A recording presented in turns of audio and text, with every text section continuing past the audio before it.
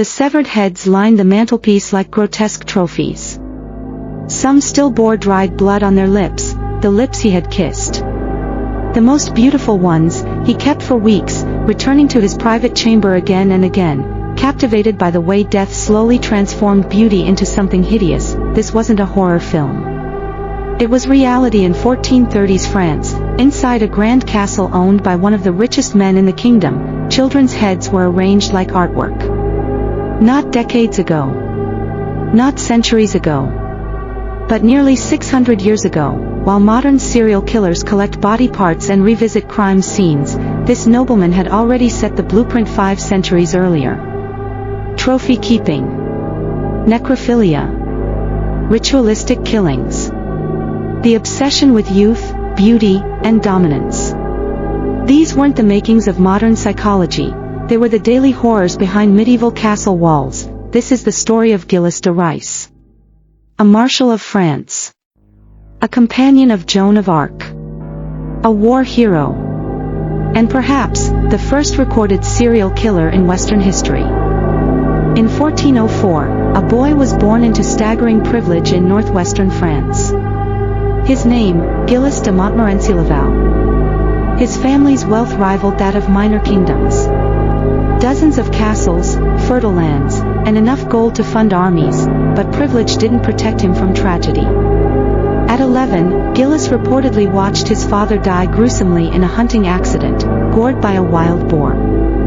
His mother died soon after, leaving him in the hands of his maternal grandfather, Jean de Craon. Jean was cunning, ambitious, and ruthless. He saw Gilles not as a boy, but a pawn. Under his care, Gilles was exposed to manipulation, brutality, and the entitlement of unchecked power. Jean encouraged indulgence. Whatever Gilles wanted, Gilles got.by 16, Gilles was fluent in Latin, trained in war, and known for his violent temper. A duality emerged. He could discuss theology and philosophy one moment, then explode into fits of rage the next. He was brilliant. He was dangerous. And no one dared stop him. At 23, Gilles joined the army of Charles VII during the 100 Years' War. France was losing badly. Then, something miraculous happened. A teenage girl arrived claiming visions from God. Her name? Jeanne d'Arc, Joan of Arc. While most nobles mocked her, Gilles did not. He fought beside her, protected her, believed in her. When the siege of Orléans seemed hopeless, Gilles and Joan broke it in just 4 days. 4 days that turned the tide of war. Town after town fell under their combined leadership. For his bravery, Gilles de Rais was named Marshal of France, one of the highest honors in the kingdom. He had glory, land, power. Yet something within him had shifted. War had changed him. Exposure to death and brutality awakened a darkness that no battlefield could contain. When Joan was captured and burned in 1431, Gilles didn't try to save her. He didn't even speak publicly. He returned home, and what he became there was far worse than anything he saw in battle. Back at his estates, Gilles de Rais indulged in extravagance that shocked even the French nobility. Plays with casts of hundreds. Public feasts with unlimited wine. Lavish costumes for servants. In 1433, he built the Chapel of the Holy Innocents. A private choir of beautiful boys sang for him daily. The irony of the name would only become apparent later, but all this pageantry came at a price. Gilles sold castle after castle. His family begged the king to stop the bleeding. An edict was issued forbidding further sales of his land. Gilles ignored it as his fortune evaporated. His behavior grew strange. He turned to alchemists, hoping to summon demons to restore his wealth. One priest promised results, but required a dark payment, the eyes, heart, and blood of a child. That's when the disappearances began. As whispers turned into rumors and rumors into fear, locals began calling him something behind his back, the Bluebeard of France. The name echoed from ancient folktales, a nobleman who lured children and killed them in secret. Only now, the legend was real. Between 1432 and 1440, children began disappearing near his castles in Machacal, Tifages, and Champtos. Boys mostly, between the ages of 6 and 14. Their parents, peasants with no voice, searched and begged, but the authorities turned a blind eye. Who would question a Marshal of France? Gilles' tastes had mutated. The thrill of war had faded. What replaced it was ritualistic. Children were lured with promises of work, food, or song. Some were dressed in fine clothes. Then came the chamber, soundproofed, sealed.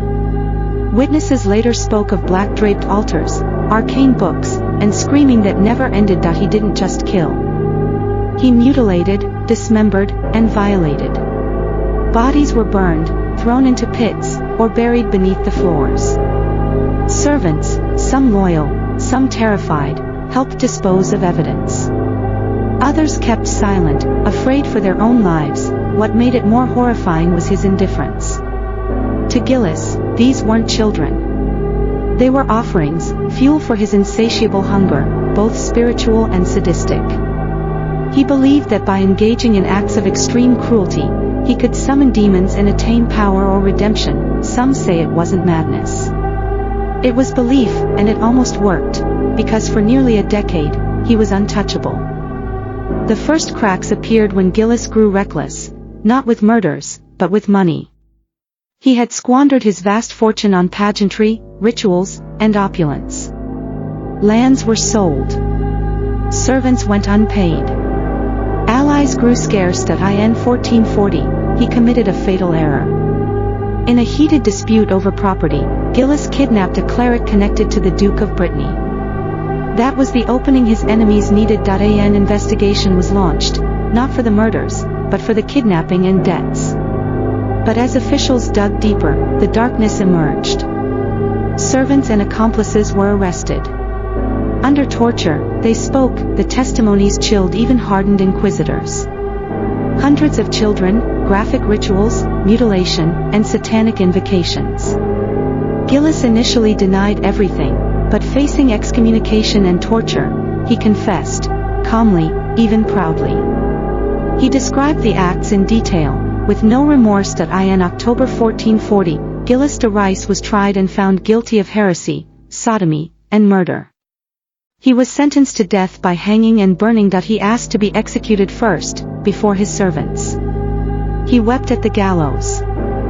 Whether it was regret, fear, or madness, no one truly knows, but the monster had finally been caged.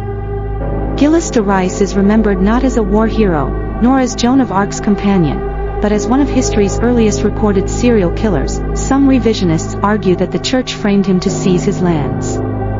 Others claim the testimonies were exaggerated or coerced. But the sheer volume of witness accounts, confessions, and forensic consistency point to something undeniable. He did it. Centuries later, his story would inspire legends and tales.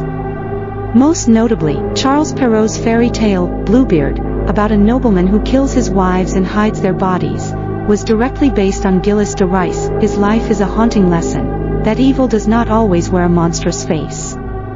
Sometimes, it wears a medal. Rides beside saints. Hosts parties. Smiles and portraits, and sometimes, it hides behind a mask of nobility, until it's too late. The story of Gilles de Rais forces us to ask, how many monsters do we overlook, just because they wear a crown? If you found this story disturbing, but important, don't forget to like, subscribe, and hit the notification bell for more true tales from history's darkest corners. And remember, not all nightmares come from fiction, some walked among us.